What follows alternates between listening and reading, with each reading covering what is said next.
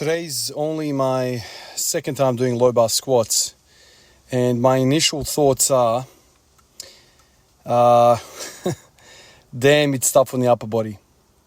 That's kind of the overarching feeling that I have. My wrists are copping it sweetly.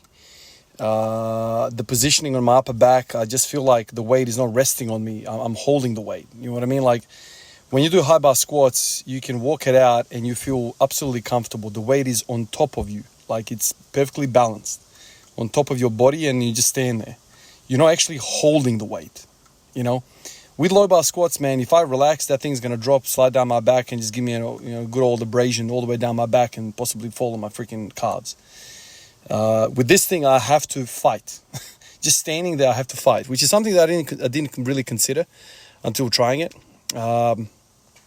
It's supposed to be resting on your rear delts. The bar's supposed to be resting on a little shelf. That's cool, but if I stand perfectly upright, there is no shelf there. Like it would just fall straight down. So then there's like a bit of a lean. Just standing there, there's a lean. So that in itself fatigues you, right? Because you can't just endlessly stand there. Like it's actually an active position. It's not a passive position. I've tried messing around with, with a false grip, like with the thumb out, thumb in. I've tried every which way, wider, narrower. Right now, like if I really want to go where I feel comfortable, my hands are going to be right at the J-cups. And then I have trouble freaking racking it and re-racking it. So it's something that I've already learned is that I'm very tight in my upper body, man. I didn't realize how much mobility you need for low bar squats. But there's a lot. Like now that I'm thinking about all these people that I've seen freaking low bar squatting and their hands are like right at their shoulders, man. I don't even know how they do it.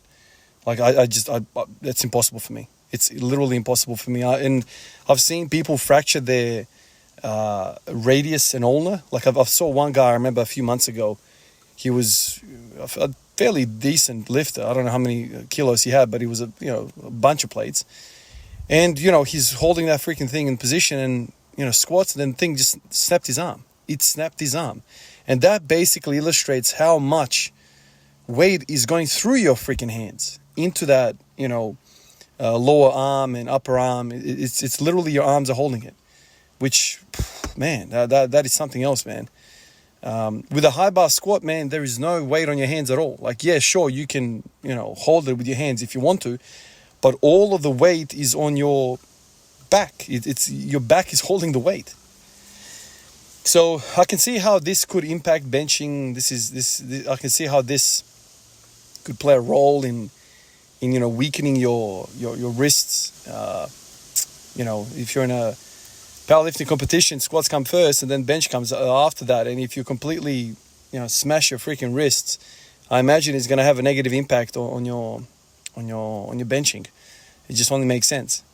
Obviously, the other thing that I'm feeling is a lot of lower back. Obviously, that just comes with the lean. I'm quite comfortable in terms of that. That doesn't stress me out. I feel like my back is plenty strong.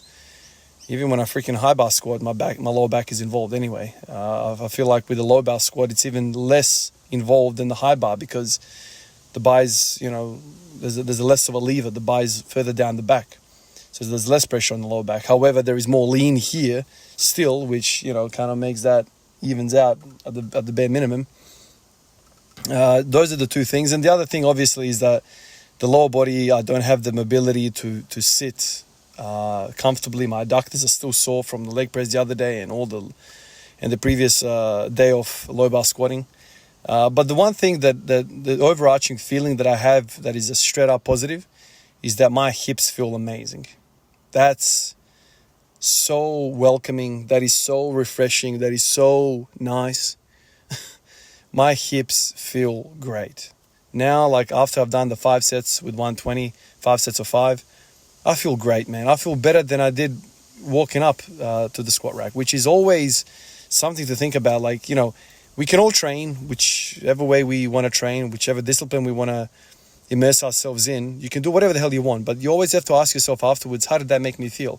Some training sessions, you come in, you feel all right, and then you leave, you feel broken. You feel utterly broken. This felt amazing. It feels, dare I say, at home. It feels like my body's like, oh, thank God. But, that's in terms of the hips. I still have my, preconceived ideas about knee health when it comes to low bar squats versus high bar squats. I still have the belief that, damn near 2,000 days of squatting in a row every single day, hitting ATG, preserved my knees.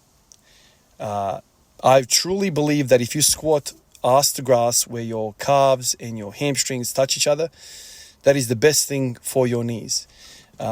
When you are low bar squatting, you're not going ATG and you're stopping, let's say at parallel with the floor. You're stopping kind of halfway. Now at that point where the bar is going down and it stops for a split second and starts to go back up, there is a lot of pressure through the knees. There is no support for the knees. When you're ATG squatting, that reversal point from going down then going up, you're essentially pillowing, supporting that transition through pillows, which I call hamstrings and calves. It's like a pillow effect. It's not just through the knees. The whole leg kind of meets the lower leg. And there's almost like a rebound effect, and there's like a supporting platform for that reversal of energy. When you're doing low bar squats, you stop halfway. Man, the only thing that's reversing that, it's all going through your knees. And so even though my hips feel freaking amazing, I have a feeling, I'm not 100% convinced, I have a feeling that my knees might start showing symptoms if I continue this way. That's kind of my gut feeling. The first thought that I had was, man, I don't think I could have squatted damn near 2,000 days in a row doing low bar squats. I think that would have been very challenging for the knees. So maybe we can say something like this. Maybe we can say, squatting ATG brought me hip pain, and if I squatted low bar, it would have brought me knee pain. So maybe it's something like that. So maybe in a perfect world, if you were to do 2,000 squats, 2,000 days in a row, squat every day, and you were to interchange between the two, maybe now we have some sort of balance where all systems are happy and all joints concerned are all perfectly balanced. Maybe that's the case. And that's probably the most correct in my mind, I want to say. I'm not going to sit here and say one's better than the other or whatever. Clearly, aesthetically, in terms of fun, what I like to see, high bar squats all the way, man. When I see the Olympic weightlifting guys squat, that's a beautiful thing.